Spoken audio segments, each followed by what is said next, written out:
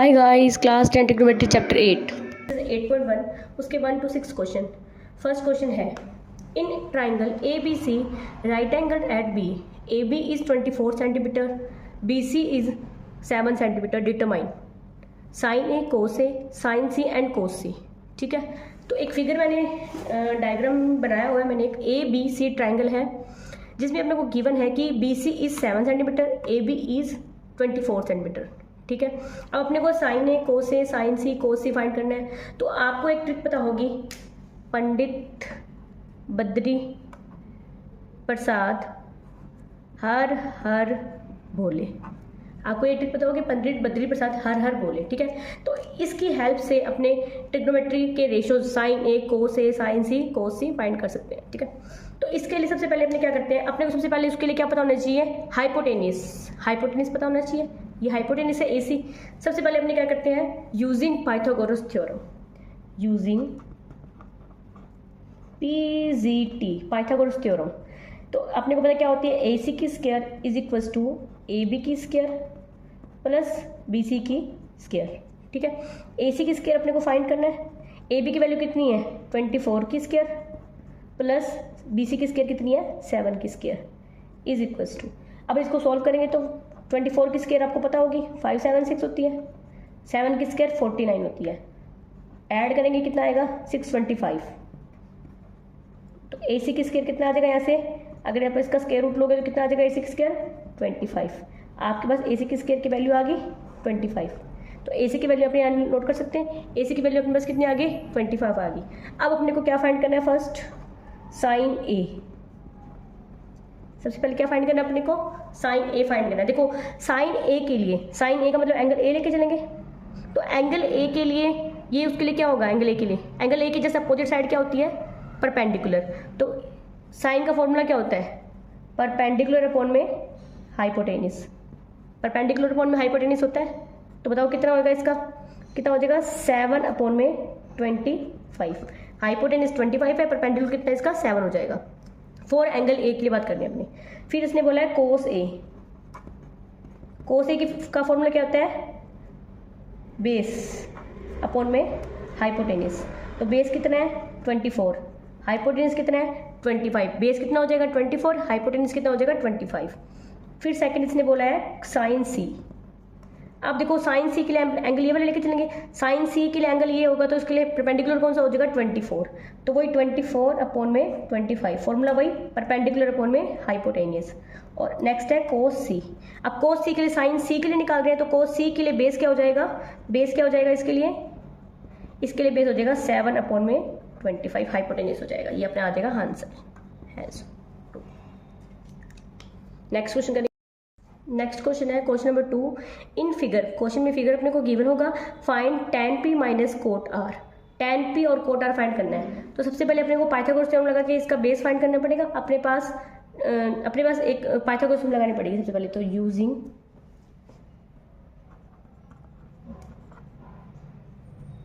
PGT Pythagoras theorem लगाएंगे तो क्या रहेगी पाइथागोरस थ्योरम, PR की square is equals to PQ की स्क्वायर प्लस QR की स्क्वायर रहेगी। अब अपने पास PR कितना दिया हुआ है 13 सेंटीमीटर, PQ कितना गिवन है अपने को 12 सेंटीमीटर प्लस QR की स्क्वायर। 13 की स्क्वायर 169, 12 की स्क्वायर 144 प्लस QR की स्क्वायर। 144 को उधर लेके जाएंगे तो फिर क्या आएगा, QR की square is equals to 169 minus 144। Solve करेंगे कितना आएगा 25। तो QR की स्क्वायर कितना आ जाएगा 25। तो फिर वहाँ से QR कितना आ जाएगा 5 सेंटीमीटर। 5 सेंटीमीटर आ गया अपने पास QR।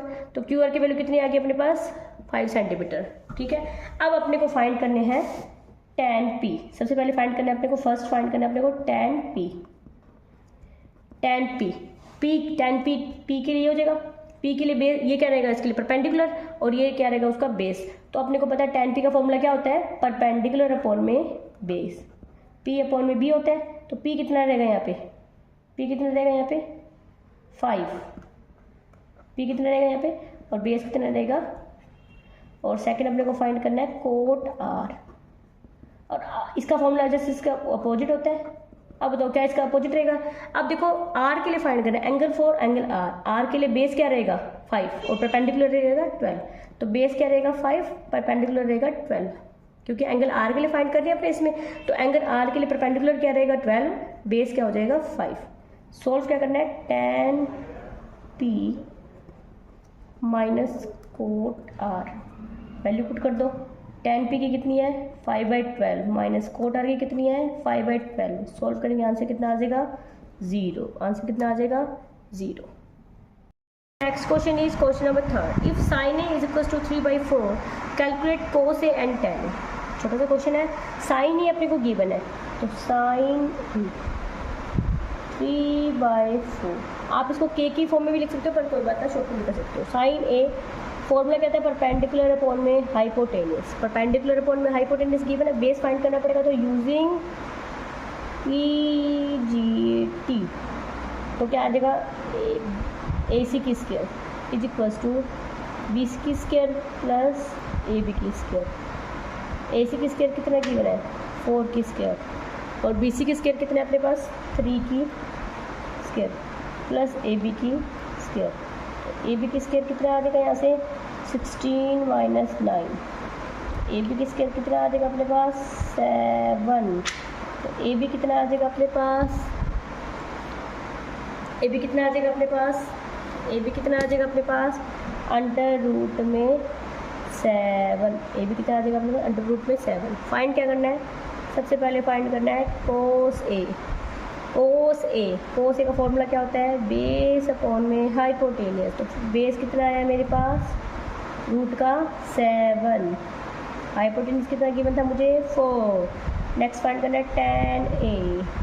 tan A क्या होता है परपेंडिकुलर अपॉन में बेस।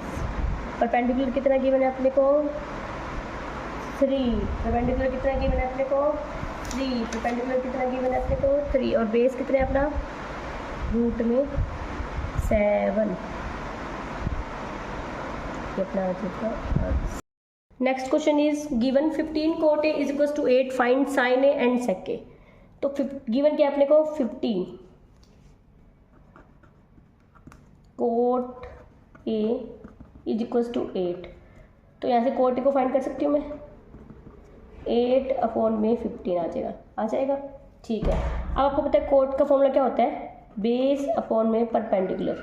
ठीक है, तो बेस गिवन है अपने को और परपेंडिकुलर गिवन है, हाइपोटेनियस फाइंड करते हैं वो यूजिंग PGT, यूजिंग PGT। तो AC की square is equal to AB की स्क्वायर प्लस BC की स्क्वायर। तो AC की स्क्वायर तो फाइंड करने हैं, AB की स्क्वायर कितना है 8 की स्क्वायर प्लस 15 की स्क्वायर। सॉल्व करो, 8 की स्क्वायर 64, 15 की स्क्वायर 225। सॉल्व करो 289 आएगा ऐड करके इनको। तो AC की स्क्वायर कितना आ जाएगा यहाँ से 289। तो AC कितना आ जाएगा यहाँ से 17। कितना आ जाएगा यहाँ से AC की वैल्यू कितनी आ जाएगी यहाँ पे पास 17। AC की वैल्यू कितनी आ जाएगी अपने पास 17 आ जाएगी। ठीक है, तो AC 17 आ गया अपने पास। तो अब अपने को क्या फाइंड करना है sin A। सबसे पहले फाइंड करना है sin A का फॉर्मूला क्या होता है परपेंडिकुलर अपॉन में हाइपोटेनियस। परपेंडिकुलर कितना है 15, हाइपोटेनियस इज 17। फिर अपने को फाइंड करना है sec A। छोटे छोटे क्वेश्चन है जो आप अगर आपको फॉर्मूलाज वगैरह पता हो तो आप इजीली सॉल्व कर सकते हो। sec A का फॉर्मूला क्या होता है हाइपोटेनियस अपॉन में बेस। हाइपोटेनियस कितना है 17 और बेस कितना है इसका 8। ये अपना आ जाएगा आंसर sin A। और next question is question number 5 given sec theta is equal to 13/12 calculate all other trigonometry ratios. अब अपने को इसमें सारे के सारे ट्रिग्नोमेट्री रेशियोज फाइंड करने 6 होते हैं, इसमें से 1 अपने को गिवन है sec थीटा। फर्स्ट कौन सा गिवन है एक अपने को 13/12। अब आपको पता होना चाहिए कि पंडित बद्री प्रसाद हर हर भोले। sec का फॉर्मूला क्या होगा ये वाला होता है sec का फॉर्मूला कोसेक sec कोट। तो sec थीटा क्या होता है हाइपोटेनियस अपॉन में बेस। sec थीटा अपने पास हाइपोटेनियस अपॉन में बेस होता है। ठीक है, तो हाइपोटेनियस गिवन है अपने को, बेस गिवन है अपने को, फाइंड क्या करना है इसमें परपेंडिकुलर। तो भाई यूजिंग PGT करेंगे अपने। तो वहाँ से फॉर्मूला लगाएंगे AC की square is equals to A B की स्क्वायर प्लस बी सी की स्क्वायर आएगा आपके पास। तो ए सी की वैल्यू कितनी दी हुई है अपने को 13 की square is equals to A B की स्क्वायर भी कितनी दी हुई है अपने को 12 की स्क्वायर प्लस बी सी की स्क्वायर अपने को फाइंड करना है इसमें, ठीक है। तो 13 की स्क्वायर कितनी होती है 169, 12 की स्क्वायर कितनी होती है 144 प्लस बी सी की स्क्वायर, ठीक है, आएगा अपने पास। तो अब बी सी की स्क्वायर कितना आ जाएगा अपने पास 169 माइनस 144। अगर अपने 169 में से 144 को माइनस करते हैं तो अपने पास कितना आता है बी सी की स्क्वायर इज इक्वल्स टू 25। तो बी सी कितना आ जाएगा अपने पास 5, बी सी कितना आ जाएगा अपने पास 5 आ गया अपने पास। बी सी की वैल्यू कितनी आ जाएगी अपने पास 5 आ जाएगी बी सी की वैल्यू, ठीक है। अब अपने को क्या फाइंड करना है सभी ट्रिग्नोमेट्रीज वैल्यूज को फाइंड करना है। तो सबसे पहले अपने फाइंड करते हैं साइन थीटा। साइन थीटा की वैल्यू का फॉर्मूला क्या होता है परपेंडिकुलर अपॉन में हाइपोटेनियस, तो 5 अपॉन में 13। फिर अपने फाइंड करते हैं कोस थीटा बेस अपॉन में हाइपोटेनियस, पंडित के हिसाब से आप देख सकते हो। तो बेस कितना है इसमें 12 अपॉन में 13। फिर अपने फाइंड करते हैं टैन थीटा। टैन थीटा क्या होता है परपेंडिकुलर अपॉन में बेस, परपेंडिकुलर कितना है इसमें 5, बेस कितना है इसमें 12। फिर अपने फाइंड करते हैं कोसेक थीटा। अब कोसेक थीटा साइन थीटा का उल्टा होता है, तो हाइपोटेनियस अपॉन में परपेंडिकुलर यानी कि 13 अपॉन में 5। सेक थीटा अपने को गिवन है, रह कौन सा क्या cot theta. Cot theta tan theta का उल्टा होता है, तो बेस अपॉन में परपेंडिकुलर 12 अपॉन में 5। ये अपना आ जाएगा आंसर सभी। नेक्स्ट क्वेश्चन है question number 6। If angle A and B are acute angle such that cos A equals to cos B, then show that angle A is equals to angle B। अपने को क्या given है कि ए और B angle है वो acute angle है, तो सबसे पहले लिख रहा है कि वो एक्यूट एंगल है, ठीक है। दूसरा बोला है कि cos A is equals to cos B, जो cos A है cos B के इक्वल है, और अपने को शो करना है कि angle A is equals to angle B, ठीक है। ये अपने को शो करना है इसमें। तो मैंने 2 ट्राइंगल ले लिए, angle APQ and angle BXY, जिसमें एंगल B और एंगल A और angle B is acute angle, ठीक है। और अब आपको पता है कि गिवन क्या है अपने को, इसके अंदर गिवन क्या है अपने को,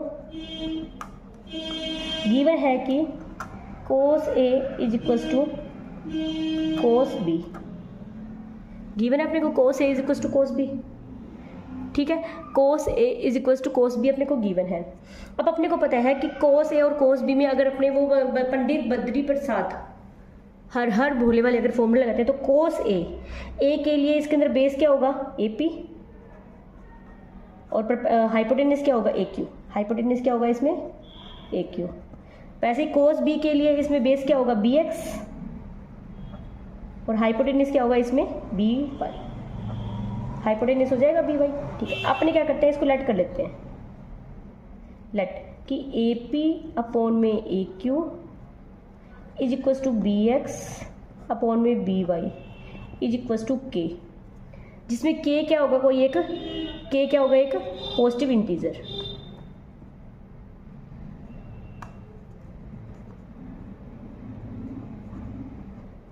K क्या होगा कोई पॉजिटिव इंटीजर होगा, ठीक है। K को अपनों ने क्या मान लिया, इसके अंदर कोई एक पॉजिटिव इंटीजर मान लिया। अब देखो अपनों ने क्या मान लिया कि AP अपॉन में AQ और इक्वल्स टू BX अपॉन में BY is equals to K।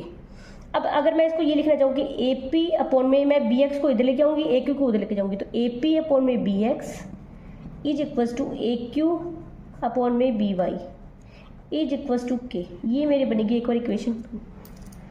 मैंने कुछ नहीं किया, मैंने इसको इंटरचेंज किया सिर्फ, ठीक है, कर लिया अपनों ने इंटरचेंज। अब देखो अब इसमें 2 ट्राइंगल है। अब अपने को क्या प्रूफ करना है कि जो एंगल A है जो एंगल B के इक्वल है, ये वाला एंगल B के इक्वल है। तो देखो आपने ट्राइंगल की सिमिलरिटीज वाली प्रॉपर्टीज पढ़ी होगी। अगर 2 ट्राइंगल अगर सिमिलर कर दिया अपने को प्रूफ, तो वो एंगल बाय CPST के थ्रू क्या हो जाएंगे, कॉन्ग्रेंट इक्वल हो जाएंगे। अगर अपन इन दोनों ट्राइंगल को कॉन्ग्रेंट प्रूफ कर देते हैं तो अपने पास एंगल A और एंगल B क्या आ जाएगा, इक्वल हो जाएगा।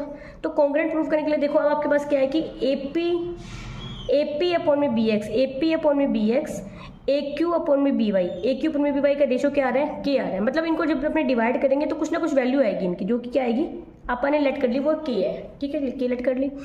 अगर मैं ये चीज़ पी क्यू अपॉन में एक्स वाई को भी प्रूव कर दूं कि वो भी के इक्वल है, तो मेरे प्रूव हो जाएंगे दोनों ट्राइंगल सिमिलर है। अगर मैं पी क्यू अपॉन में एक्स वाई को, अगर अपने पी क्यू यहाँ पे, ये रोंग हो गया यहाँ पे थोड़ा सा, पी क्यू अपॉन में एक्स वाई को अगर अपने के प्रूव कर देते हैं तो दोनों ट्राइंगल अपने पास सिमिलर प्रूव हो जाएंगे। तो अपने क्या लिखते हैं, triangle A P Q and triangle B X Y, आप इन दोनों को लेके चलते हैं, ठीक है। तो अब अपने क्या करते हैं, इसमें यूजिंग करते हैं बाय यूजिंग वही पीजीटी यानी कि पाइथागोरस थ्योरम। तो देखो यहाँ पे क्यूपी निकालना है अपने को, क्यूपी ये पाइथागोरस थ्योरम लगा सकते हैं इसमें। तो क्यूपी क्या आएगा, अंडर रूट में क्यूपी क्या आएगा यहाँ पे, ए क्यू की स्क्वायर माइनस ए पी की स्क्वायर आएगा, ठीक है। और अगर अपने यहाँ से क्यू पी निकाले अपन, ए क्यू की स्क्वायर माइनस ए पी की स्क्वायर। अब देखो अपने पास इक्वेशन 1 है, तो बाय इक्वेशन फर्स्ट अगर मैं यहाँ से ए पी अपॉन में बी एक्स को के लिख देती हूँ, क्या मैं लिख सकती हूँ इसको, तो यहाँ से मेरे पास ए पी की वैल्यू आ जाएगी के इंटू बी एक्स आ जाएगी। ऐसे मैं ए क्यू अपॉन में B Y is equal to K लिख देती हूँ, लिख सकती हूँ मैं इसको। तो यहाँ से ए क्यू की वैल्यू क्या आ जाएगी, के इंटू बी वाई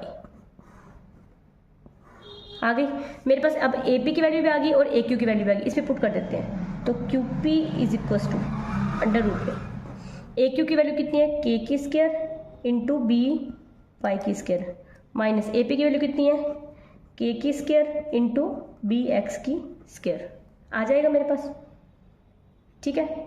तो Q P is equal to K की स्क्वायर कॉमन है तो के बाहर आ जाएगा, रूट में क्या बचेगा, बी वाई की स्क्वायर माइनस बी एक्स की स्क्वायर आ जाएगा,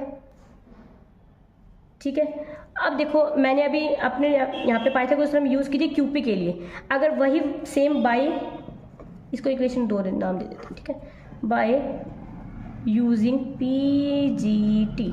अब अपने यूज़ करते हैं एक्स वाई के लिए। अगर मैं एक्स वाई के लिए पी जी टी यूज़ करती हूँ तो क्या आएगा, बी वाई की स्क्वायर माइनस बी एक्स की स्क्वायर आएगा। इक्वेशन नंबर कर देते हैं इसको 3। अब देखो बाय इक्वेशन